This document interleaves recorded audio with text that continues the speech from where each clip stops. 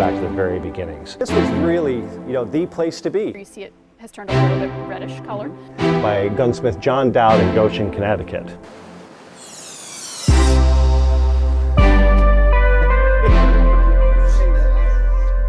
So he died in March, and he's going to be buried. And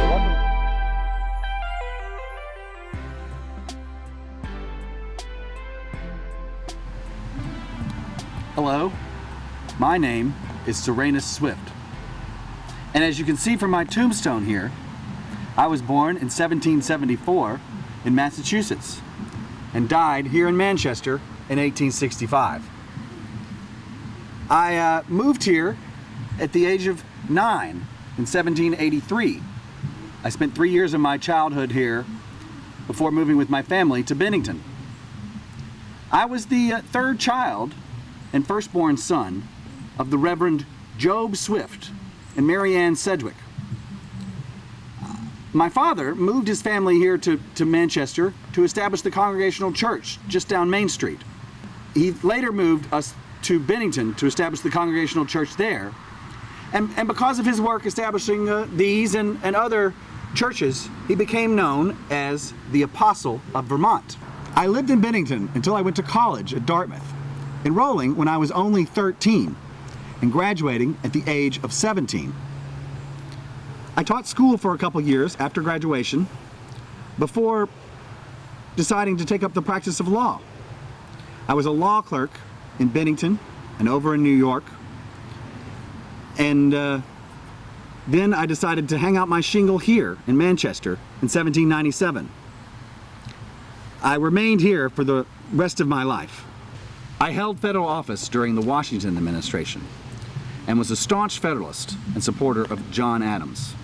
Most of the town of Manchester were Republicans and supported that man Jefferson. When Jefferson came to Vermont in 1791 with James Madison to see the newly minted 14th state, he heard my father preach. Father refused to bow to Secretary of State Jefferson, as was the custom, because he was, in my father's words, a godless atheist.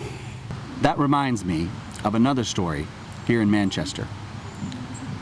In 1777, when William Marsh turned Tory and fled to Canada, his inn was purchased by a Thaddeus Munson.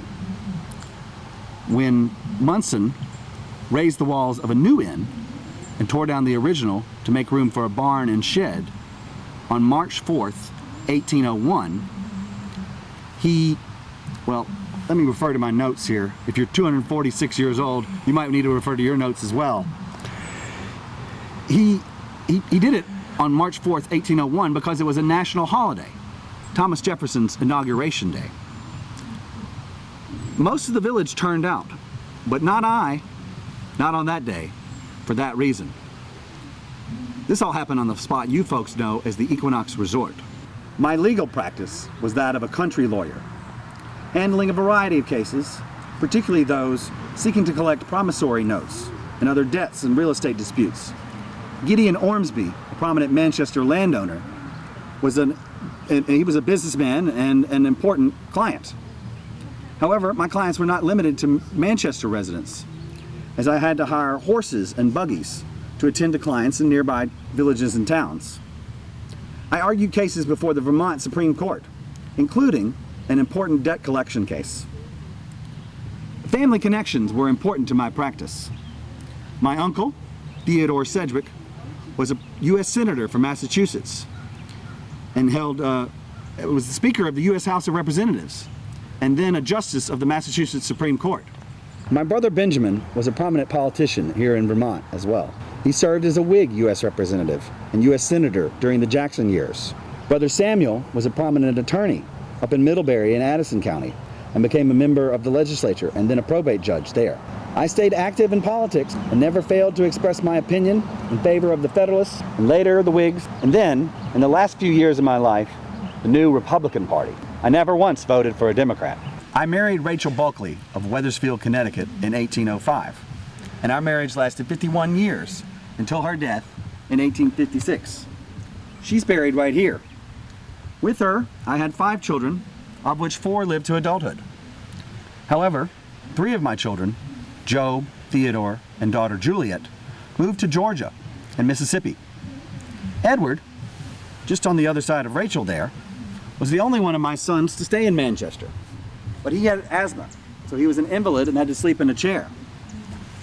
Edward's two sons, George and Theodore, both married daughters of Elias Burton and remained here as well.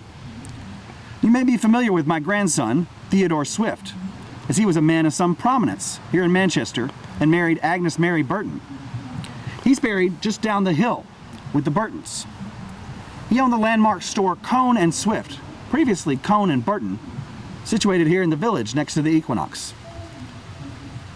It was later moved across the street and remodeled into St. John's Chapel. He served as a trustee for Burr & Burton for 22 years and served in the Vermont legislature.